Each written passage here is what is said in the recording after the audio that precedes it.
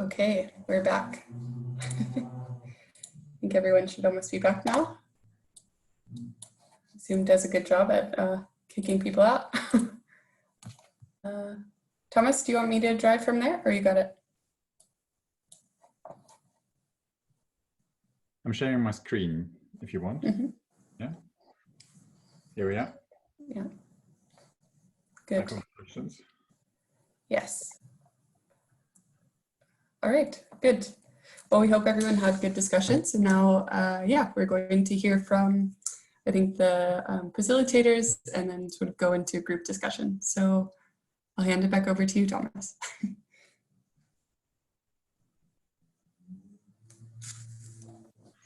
Yes, thank you all for participating, and apologies for those who were cut off in the middle of the sentences, because Zoom does it this way. But this also means we all come back on time to the plenary, and we can now discuss the feedback on the various groups. So I'd like to invite Gerard as a first presenter or moderator of the first group to share the results of the group.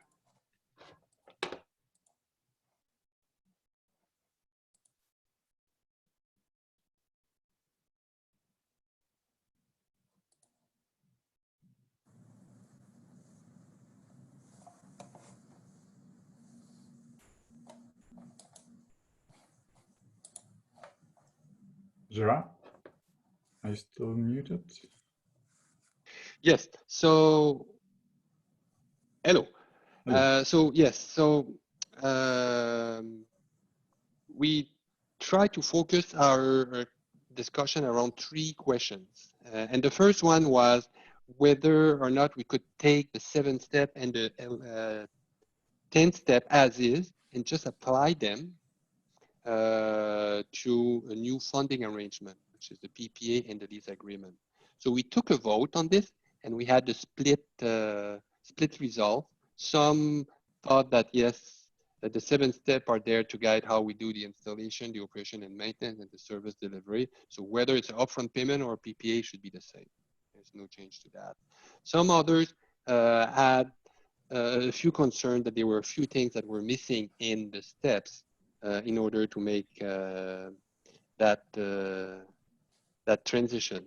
So some of the things were related to make sure we have proper training so that the user take ownership, that there's an involvement of the users and so on. Another very good comment was that we would try to complement the revenue stream by having excess energy sold back to either the grid with net metering, or to have energy as a service if we develop a microgrid.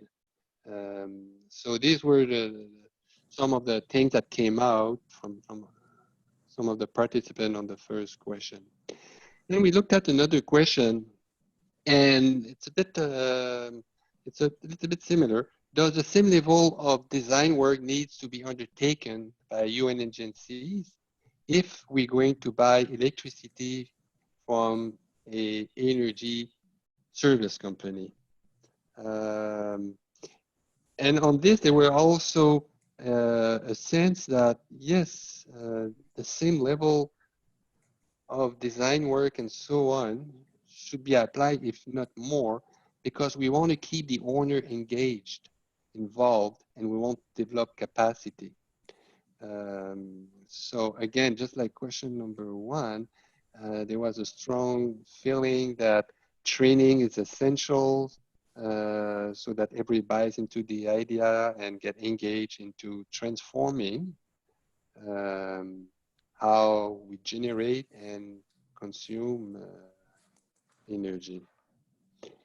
The third question is, what function does the UN agency need to undertake once the PPA or lease agreement has been signed? What oversight is required to confirm the design, the construction, and the commissioning?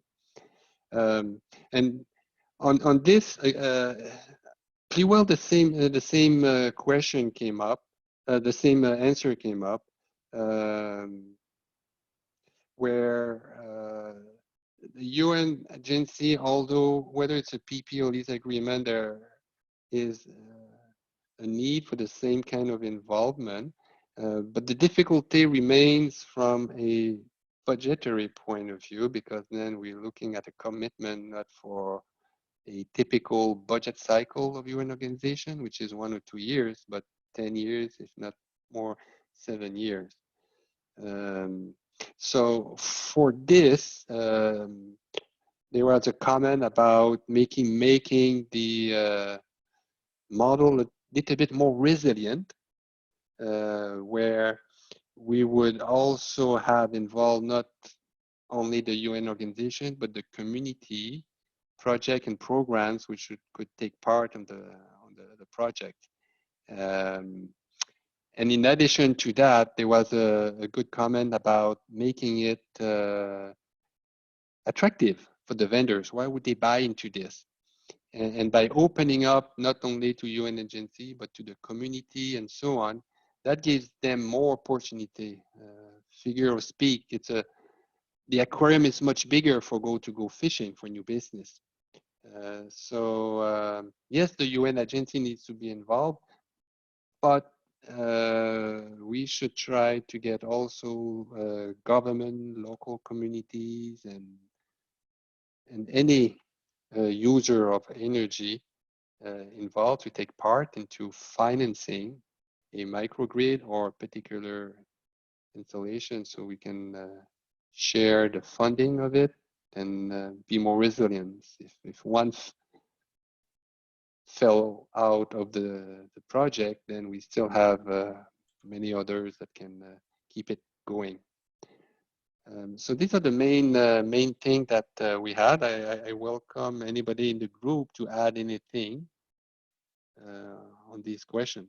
But in conclusion, it looks like the 7th step or the 10th step are ready to be just applied to the PPA and the lease agreement. Thank you. Thank you, Jerome. And exactly, I would like to emphasize this last point. This is the whole idea about this work stream. How can we bring in private companies who would basically be the prime customer, the prime energy deliverer, electricity company for the UN agencies, and then also provide services to, for example, to the people living in the camps or the host communities and so on. So this is really about bringing critical infrastructure in these settings we are talking about by using the UN as an anchor client. Any other comments from the whole audience? Floor is yours, colleagues. Please raise your hand, then I can direct the floor to you. Or also from the group, of course.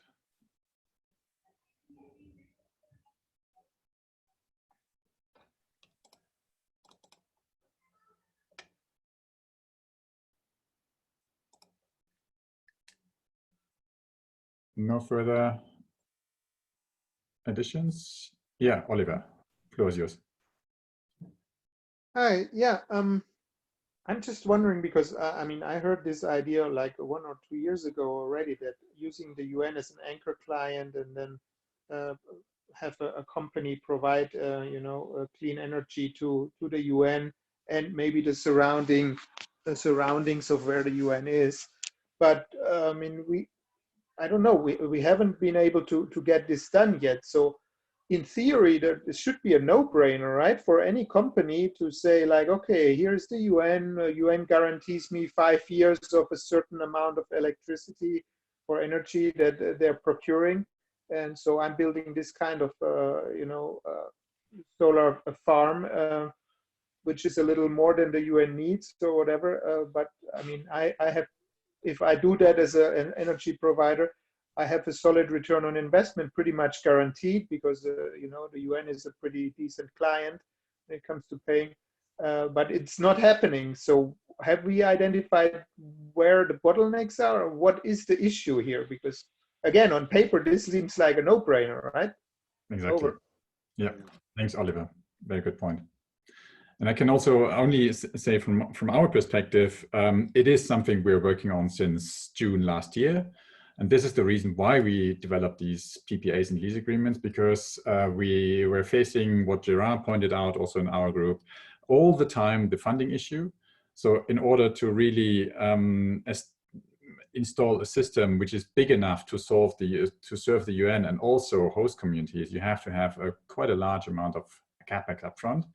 And here we are going in a different route with PPAs and lease agreements. And hopefully by the end of the year, we have this framework in place where we can roll out projects like this. But again, you're right, it's the theory and we all believe it will work. And we all want to make it happen. Gerard, do you want to comment on this? Yeah, absolutely. And Oliver, you just touched exactly why we're having this workshop. We need to break that logjam, because you're right, it's a no-brainer. But what's stopping us is mostly, I believe, regulatory issues, where legal, procurement, and so on are very hesitant to engage into a 10-year commitment and to take the liability of all these partners that you mentioned in case they bail out. But that's the role of the UN, to bring some confidence into the market so that the private sectors will not hesitate to sign a contract for 10 years with many stakeholders, understanding that the risk has been mitigated, and that for this, in developing countries, it's the UN that should take on some of that risk. In the developed world, the risk is taken by Wall Street sharks, and they are rewarded with the stock market rise and so on and so forth. Sometimes they crash and they lose all their money, but that's how it works. But in the developing countries, I think the UN needs to step up and make their rule and regulation much more agile and risk tolerant, so that the vendors can go in the market understanding that their risk has been reduced because they know the UN is there. And then we will see the pipeline that I've just shown you, where everything stops at step number 2, where the only reason why it stops is because people don't have the funding mechanism and the risk mitigation mechanism to incentivize, to convince a vendor to go and do what you just described. Thanks, Gerard.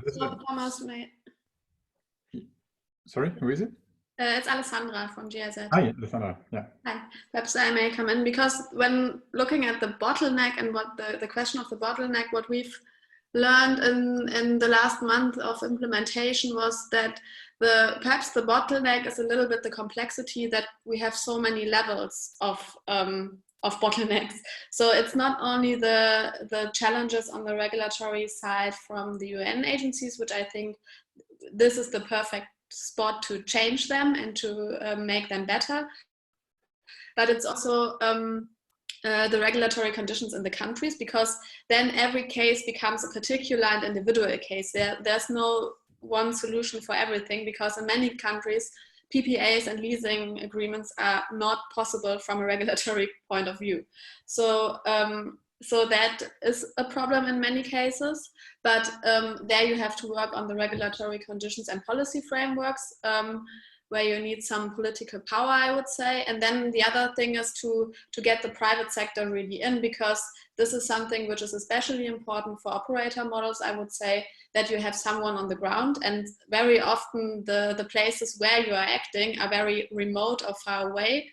So it's not like the huge international companies that go in these places, but you have, at least for O&M, have to have companies that would be able to go into the remote places. And it's possible to realize it, but you have to work on so many different levels and that's why it becomes then in the end complex, even if it's a no-brainer in a theoretical point of view. Thank you, Alessandra. That's very good. I have two more questions, and then we go on to the next one. One is from Julia. Are the current LTAs able to sustain the upfront investment? Julia, do you want to come in and explain a little bit further? Yeah, no, just a clarification for me, I think. So who is going to make the upfront investment? Are the LTAs companies directly, or there is someone else? Of course, depending on the size of the system, but Yeah. so that was the question basically. And Yeah. And well, this is a good question because it raises a question whether or not we care about it or not. Because in most cases, I can assure you that the investors, the installers will go to the bank to make a loan, or will go to a private equity market to get some funding and promise them a return, given the risk and the potential for this. So yes, there will be, behind the installer, there will always be a banking or private equity investors. There's no doubt about that. Another the only complexity layer on the top of yeah, the... but this we don't care about. Okay. Because it's a contract between them and the bank. And if they don't pay the bank, it's between them and the bank. Us, we've got the solar panel installed. We're leasing them. But we should still be perhaps very careful and have the legal department to see what kind of liability it involves in case the installer default on his debt. But actually, this is like any other vendor that we have. What happens when they go bankruptcy in case they default on their on their liability? I think on this, yeah, in the interest of time, maybe Mark, is this a quick one? Mark? Yeah, just a very quick one, just to support what. Oh, you want me to go? Yeah, just very quick one to support what. Yeah, very, very quick one. So you mentioned anchor client. Do you think there's any scope for government to be anchor clients as well? You know, for example, the Ministry of Health installing a solar system on the health clinic, and then you can expand that service into the community. Mark, I know this has been tested already by the Powering Healthcare colleagues, and certainly I think this mechanism, this framework we are establishing here in this workshops series, it's something which can be applied all over the place. Thank you. Thanks. Okay, and Mark, my colleague Mark, do you want to come in? And is there anything urgent?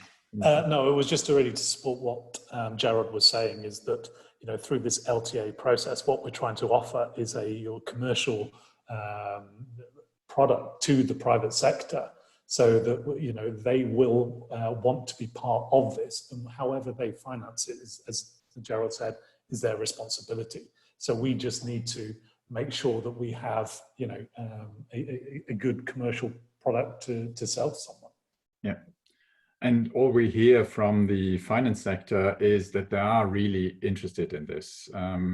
There are enough companies, enough banks out there who are offering financing services in those cases, and they would be really interested also to offer these in our settings. But going over to the next group, and I will like to invite Paul to give a bit of a briefing what you've been discussing. Okay, thanks a lot, Thomas. Yeah, we were looking at how to integrate energy efficiency really into the process a bit more, and we were looking at energy efficiency from the consumption perspective as opposed to the generation and distribution side of things. And we started out with kind of analyzing a statement that we should ideally integrate energy efficiency measures upfront and before we would put in a system. And the kind of response is really that they're both of equal importance. They should be done in parallel and hand in hand, but we can't wait for the perfect situation before we go towards more sustainable power systems at the same time. while you may have certain simple things like changing appliances, air conditioners, etc., to be much more effective, and you could save 30 to 50% by very simple installations. Other things like behavioral change and rearranging site planning or buildings is much more involved and could take a lot longer to implement. So it's while yes, it is not a good idea to put in a solar system that's twice as big as it's going to need to be, you can't get everything, let's say, up front. If you can feed into the grid, yeah, that might change things a little bit if you can get paid for the energy you provide. However, making the business case together for both the solar PV system, let's say, and the energy efficiency measures, concretely demonstrating how much you'd save would probably help to convince management. In some ways, it's even more of a no-brainer to put in some of the energy efficiency measures, because you can very clearly show how much you save, and the investment required is usually lower and the payback is usually shorter. However, a point that was made, and it's the same thing in a way for the moving towards PV systems, is there is a very huge lack of data, a lack of metering, which is used to create this benchmark for how much you're going to save and what impacts the actions you take are going to have. So we don't have that, and then there's little accountability for these measures or behavioral change, because you can't demonstrate what they are. Another thing that was mentioned was that there's also quite a procurement pushback or management pushback. So again, it's similar to what was mentioned in the first group, that we have this institutional resistance to change, and we want to put in a new, more effective system, except they have existing ways of doing things that are slow to move. And again, without management direction and support, this might not change that easily. So whether it's in IT or program or management, procurement, etc., they tend to be very segregated, and there isn't anyone overall whose responsibility it is to drive these things forward and make sure they're included, done in a long-term sustainable approach. And we would then discuss a little bit whether or not training might help to move this forward, or to bring greater awareness to the topic. And yes, it could. However, it may need to have distinct management support, followed up also by maybe directives, or the training might just, again, depend on individual behaviors and preferences, as opposed to an overall institutional, moved to do something different. And they wouldn't possibly need also to be different training programs for different staff. So, one type for management to demonstrate what goes on there, another for procurement, another possibly for program, and those actually then at field level also could be useful. And to include, as well as cost benefits, to demonstrate the environmental benefits of the whole thing, because the savings may not be the chief driver, as it is in certain organizations, and so other motivations might be a greater driver for that too. So I mean, this was overall the main things we kind of discussed. Yes, it's important to do, but you're not going to get everything perfect straight away. But at the same time, it is of equal importance, really. And we could as well, because the ICRC and MSF are doing a project in relation to behavioral change. You can share their report on that and what's going on. It might be useful to some people. And then Oliver also mentioned the edge building thing that they are working on in Greening the Blue, which is certification by the World Bank, and that could be useful as well. So hopefully he can share that with us later. So that's it from me. Please do anyone from the group add to whatever I might have missed. Thanks, Paul. Anybody from the group? If not, then I would like to open it to the floor, to the whole audience.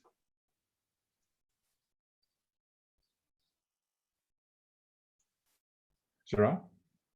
Yeah, just one quick comment.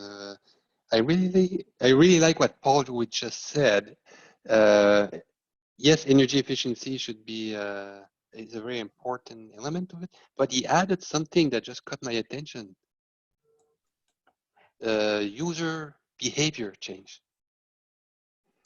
And that is maybe something that we should consider, because just having smart lights and so on, and all kind of efficiency thing does a lot.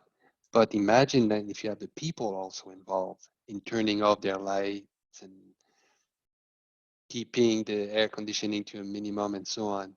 So yeah, thanks, Paul. We're gonna add that into our training and our processes so that every users, everybody that enters into that building, even if they're not a resident of that building, visitors, there's some sort of things to change the behavior of the humankind to save energy. So thank you, Paul. We take good note of that. Thanks.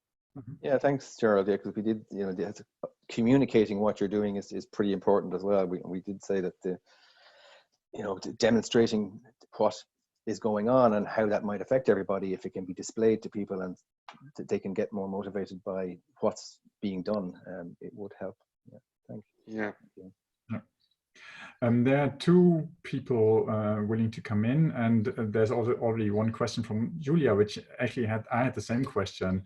How can we include energy efficiency measures into the PPA and leasing agreement? How would that happen? Very practically, because of course there's a risk that the UN would lose quite a bit, or the companies would lose quite a bit, depending on which stage we implement energy efficiency measures. And then later on I go to James, but maybe this question first. Has anybody an opinion on this? When would you include energy efficiency? I mean, you could do it as energy for a service. You know, if energy is a service and you're doing a leasing based upon that, then that's okay. In some ways, there's an advantage for the company. The more effective they are at the energy efficiency measure, the more they can gain from the size of system they're able to put in if they're paid a certain amount. It's a little bit more difficult with the PPA because the incentive is gone in some ways for the company. The incentive is more on the user side to be more energy efficient. That would be. Yeah, although most of the grid operators and so on, ironically, they have big campaigns to their customer to reduce their energy consumption.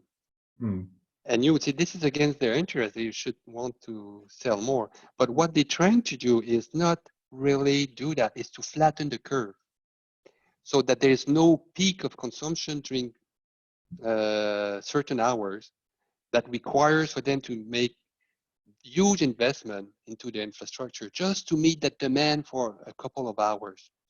So this question is very fundamental and make us think of something new. How do we incentivize vendors to implement energy efficiencies? Maybe we copy what the grid operators do.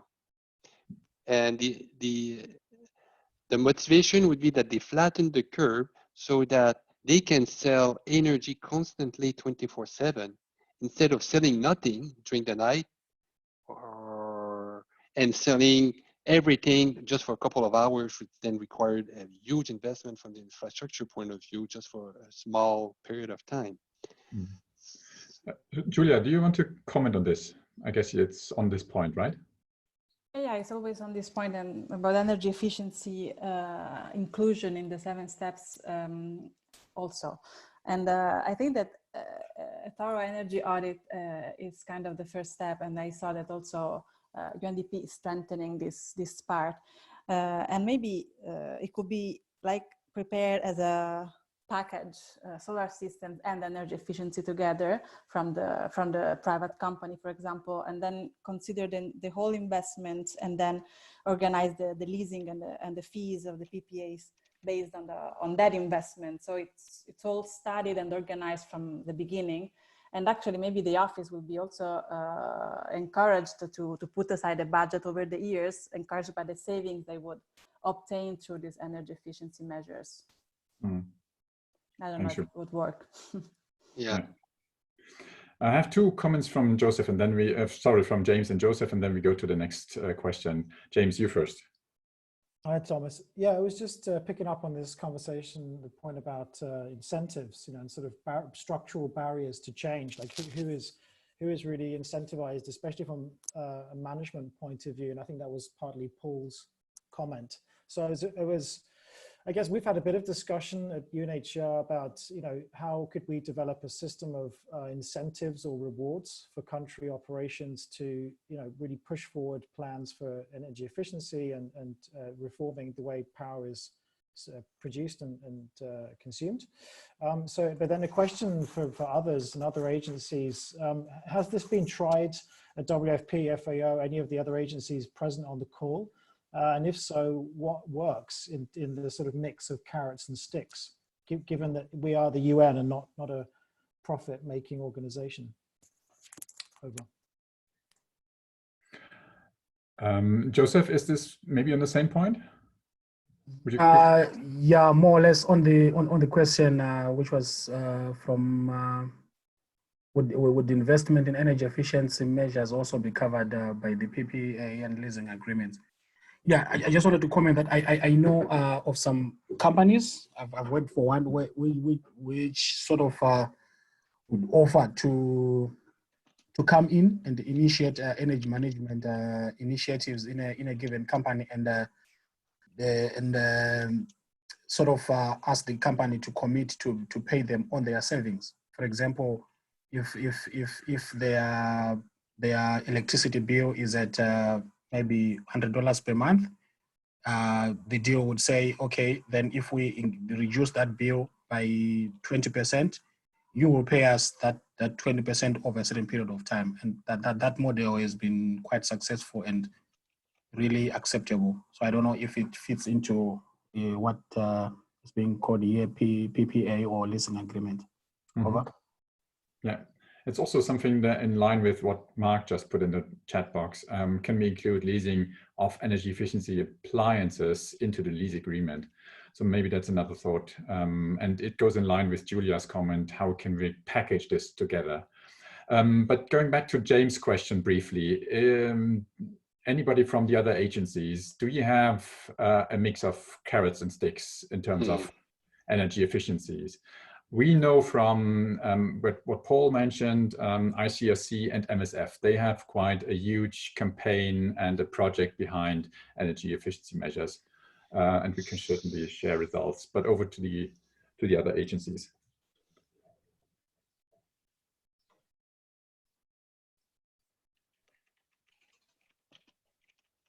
No carrots and sticks?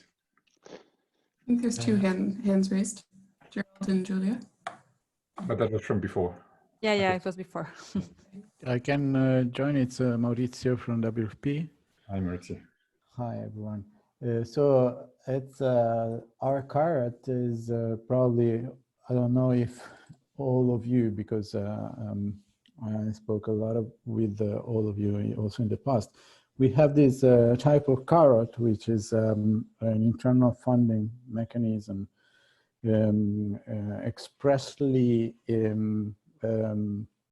thought for green energy efficiency project, either if it's a renewal of some old devices, which with an improvement in their energy absorption, or installation of whatever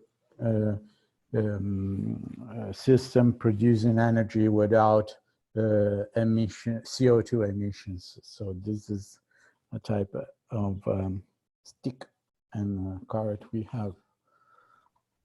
Over to you. Thank you.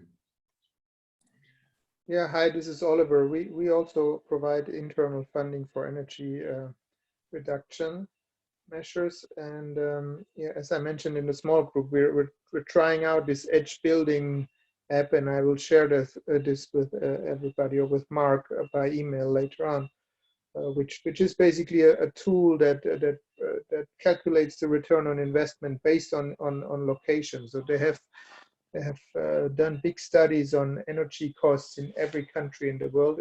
It's only designed for developing countries, so really for our market, not for developed countries.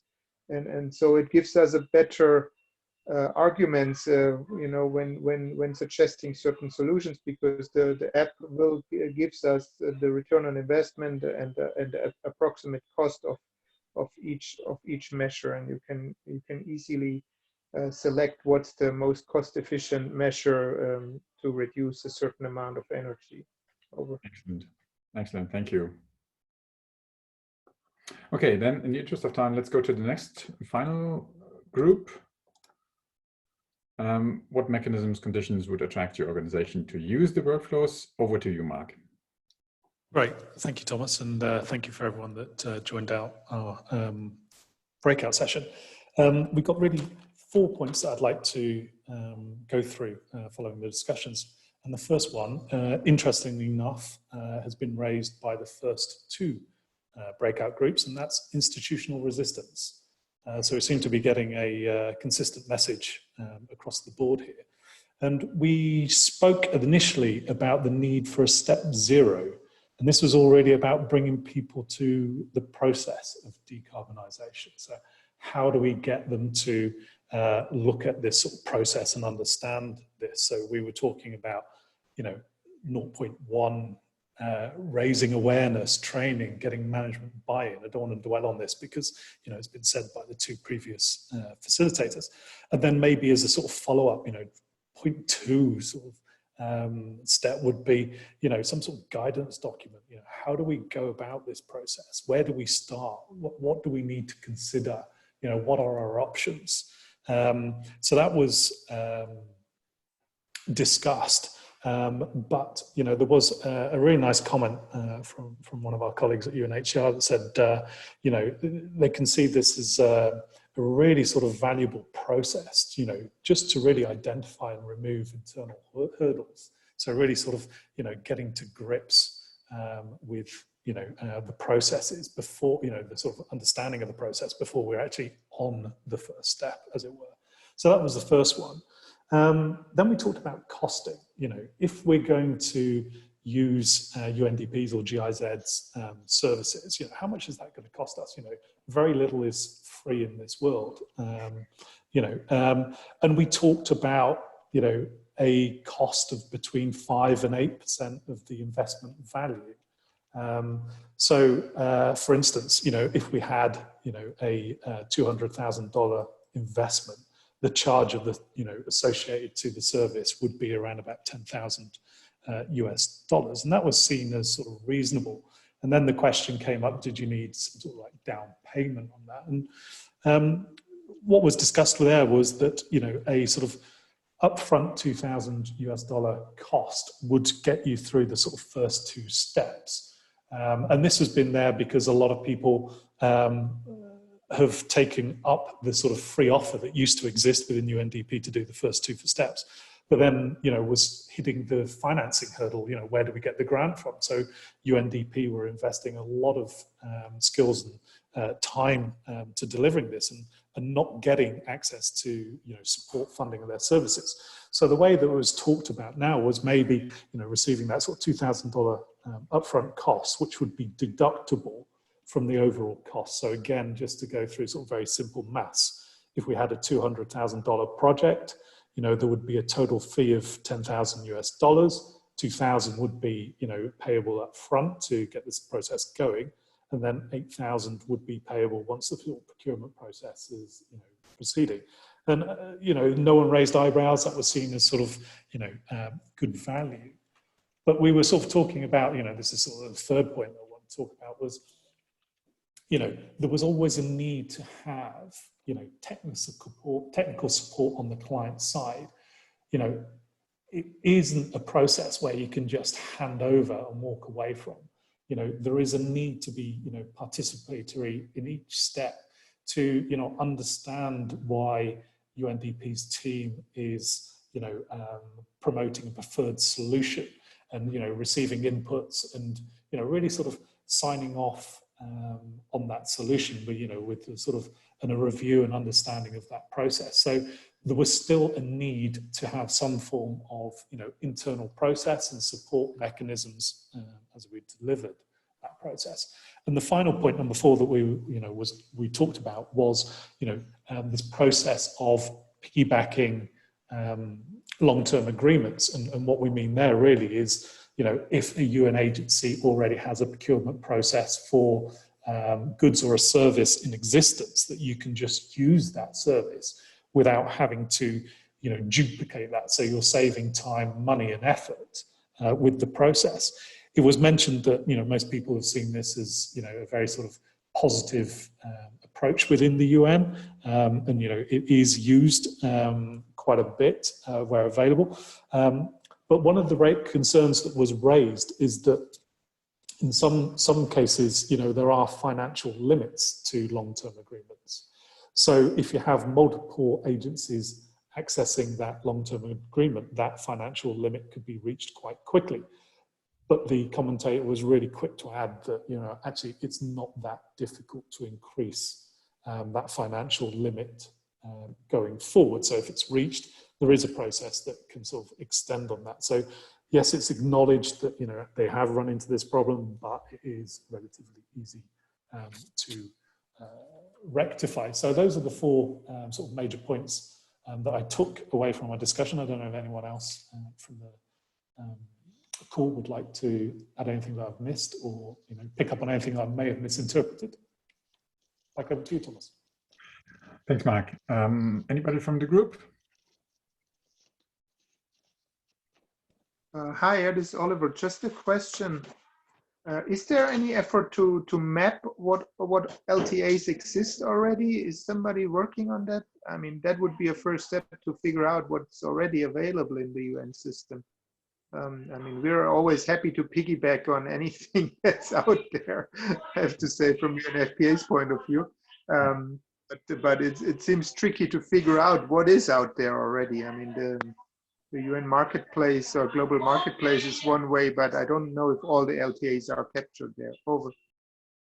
Thanks, Oliver. The only LTA we are aware of is the UNDP LTA process for a grant financed model. And we are now developing in this process here another LTA to use for leasing or PPA models. But maybe the other colleagues, do you have any information about other LTAs? But I just want to add, I mean, yes, those are the big ones, right? But I mean, maybe there are LTAs for LED lamps or for sensors and all these energy saving mechanisms we talked in the chapter before. I have no idea if there's anything out there. It might be worth mapping or asking around colleagues, what their respective organizations have, and then have a nice mapping exercise over. Thank you. Good point. Maybe anyone from UNHCR?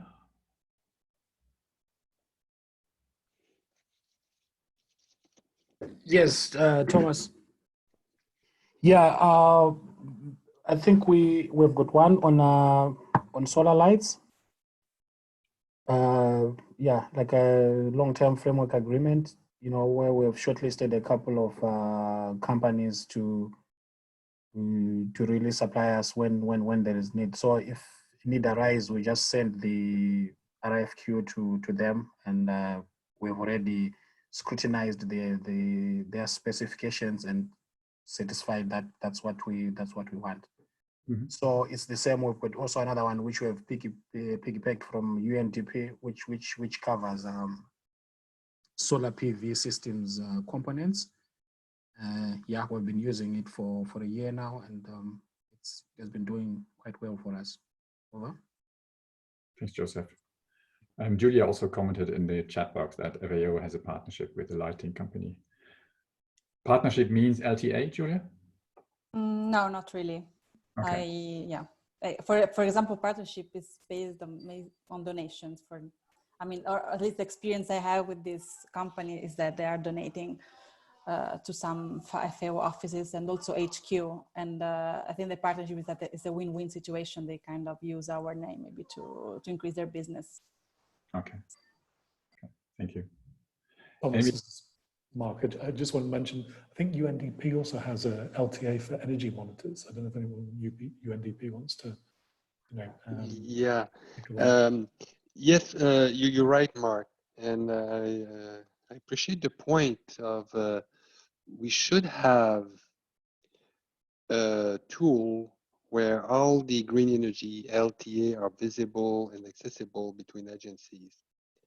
Because I am quite sure that UNHCR, WFP, and so on have a number of LTA already in places, and we might just not know. But next week, I think we have workshop that will be more procurement oriented, and then perhaps that can become a question, and maybe even an action item. Say, okay, how do we put all these LTA into places? UNDP, we have a numbers of LTA for solar street lamps, generators, energy efficiency. Yes, Mark, as you were saying, monitoring system as well, power consumption monitoring, Internet of Things, a whole bunch of stuff, and our 19 or so LTA for solar panels. And when we do secondary bidding, we send it to these 19 vendors, but it's always the same 5-10 suspects. And out there in the world, there are probably hundreds of them. And we would not mind to work with an agency, say, for example, UNHCR, where we use their LTA because they're more comfortable with it. And we use their, even we can even go and we use their procurement office. Because these 7 steps are generic. So when we get to step 3, which is the procurement, whether if the term of reference is published by UNHCR procurement or UNDP procurement, it should serve the same purpose. But I think next week, Thomas, it would be a good idea to raise that question again. In fact, I'm already noting a couple of points that will be dealt with in the next workstream on the procurement side and also on the third workstream on the finance side. And I actually have a question to the whole group and also to Mark as a rapporteur. You mentioned, you discussed the costing and you mentioned 5 to 8% of investment value. How do we do this if we don't have an investment or if the investment is covered by companies? How do we measure sort of the service fee for this process, which is still need to be covered somehow? I mean, there is still an investment cost. It's just that it's transferred, right? I mean, the investment cost goes to, is the responsibility of the energy service company as opposed to the UN agency that's going to buy that. So, I mean, it's a question that needs to be addressed, yes. And, you know, that's just, you know, my initial thoughts, but something we probably do need to look into a little bit more detail. You know, and especially if you're going to wrap up, you know, energy efficiency equipment in a lease agreement, you know, how do you manage that? Does that increase the cost, decrease the cost? Is there a different percentage? These things would need to be, you know, looked at. Yeah. Okay, excellent. Thank you. Anybody else on this question or in general as a feedback from the groups?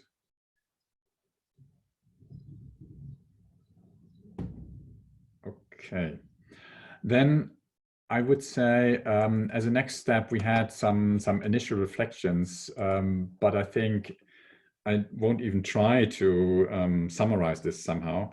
What I'm hearing is we discussed in the first round, in the first group, how do we adopt the processes that are out there, either from GIZ or UNDP, and we heard we probably need to do a little bit of adaptation, but not too much. One adaptation is certainly the idea and including energy efficiency. I guess we will also come up with other components which we need to adapt maybe if we go into the next work stream on the procurement side of it. Once we have identified how this RFP process and the LTA would be at the end of this exercise, we would also see how we need to adapt partially the processes. We talked about energy efficiency at length. There's this idea on the market, came out of this group, to include also in efficiency and from the outset, but also throughout the process. And maybe there is a way also to include energy efficiency leasing into the leasing agreement. So that's something we need to think about. And also in order to reduce the energy consumption over time and upfront. And then we talked about in the third work stream on incentives for the agency. So how would it be attractive to be part of this? And here we heard it's a question of costing. It's we are still facing a couple of institutional resistance, and we need to overcome this. But I'm sure this is something that's doable once we have some success stories out there. And we discussed at length that one of the beauties of being in the UN family is that we can piggyback on each other's contracts. So in that sense, we hope with this whole process, we can develop a contract, a LTA framework, which can be used by all the agencies and maybe additional partners as well. Almost independent of whether they also want to use the two workflows we have talked about in the first work stream. With that, I would say if there aren't any initial reflection from your side, I would give it over to you, Mark, to explain the next steps. But maybe just take a moment and are there any reflection from your side? Do I miss anything? Is there anything really urgent that we need to discuss in the next work streams, but also as part of this work stream?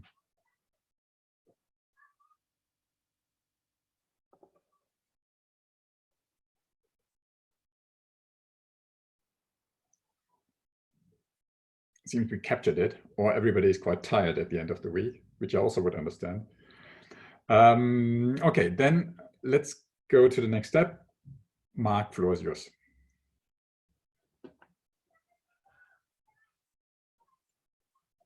Mark, you're still muted.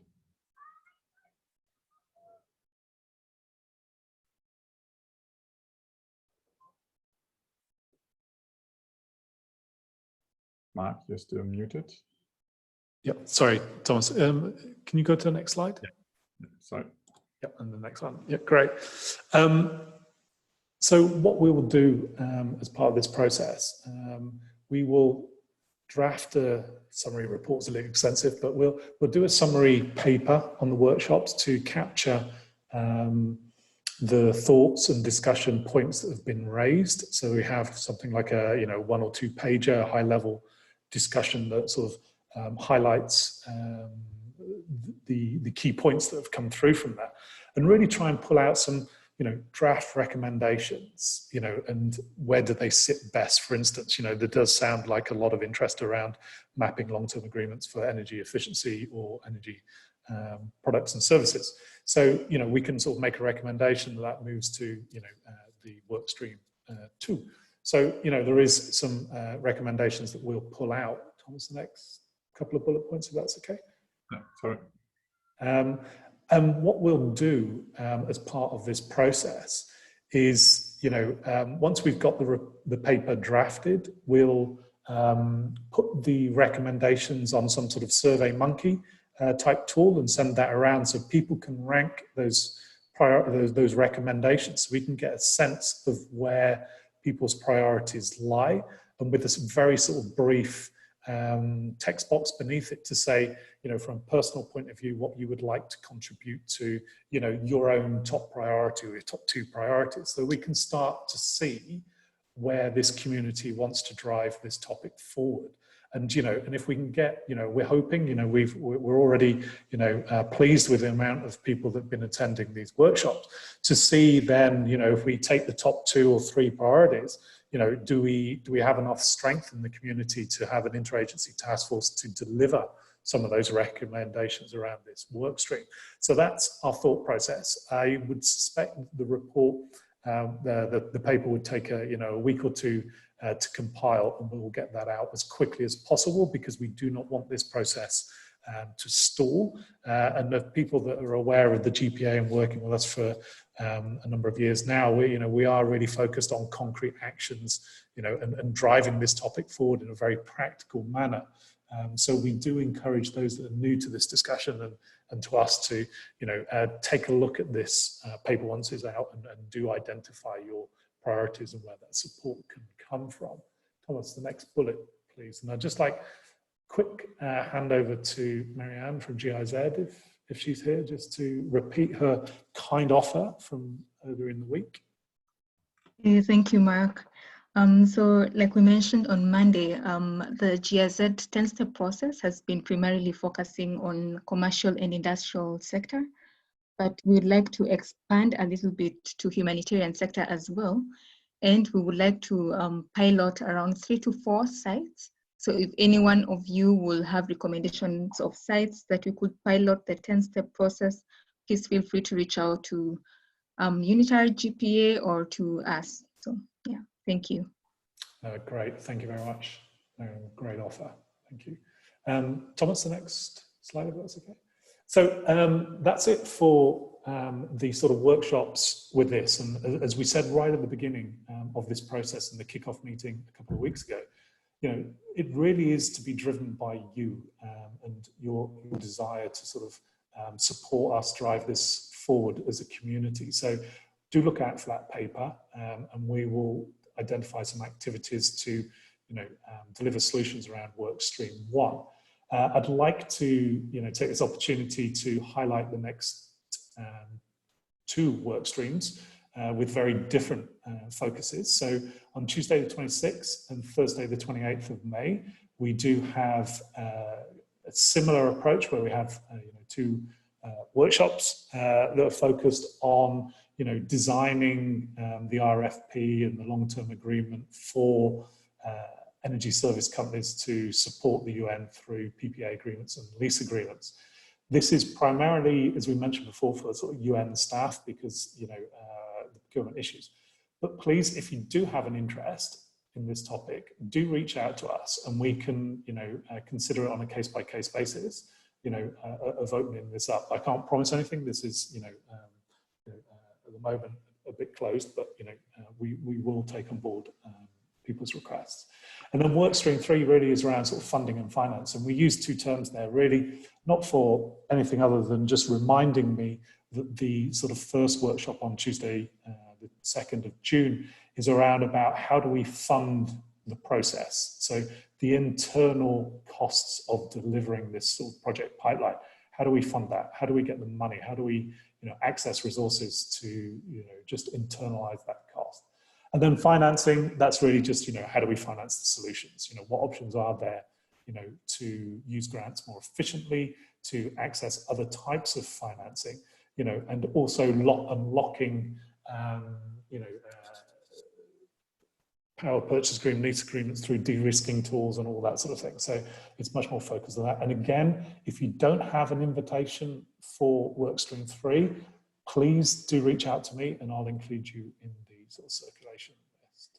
Thomas, next slide, please. So just a very quick thank you from me, and you know, really appreciate everyone's time, effort in delivering this. And as you know, we are co-hosting this with UNDP. So before I leave it to Thomas to give the final word, Gerard, would you like to pass on any sort of thanks to the participants? Thank you very much, and thank you so much to all the participants. You brought some very valid point, and that is very helpful to continuously improve our practices and so on. And this workshop, I think, is a very good stepping stone, well, to the second work stream next week. And I encourage everybody to forward the invitation to your procurement colleagues so that they can join us as well next week. So again, well done to everybody. Much appreciated.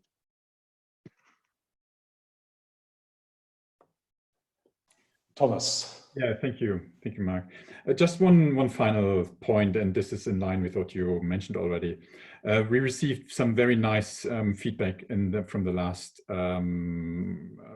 meeting on Tuesday, and we very much appreciate this.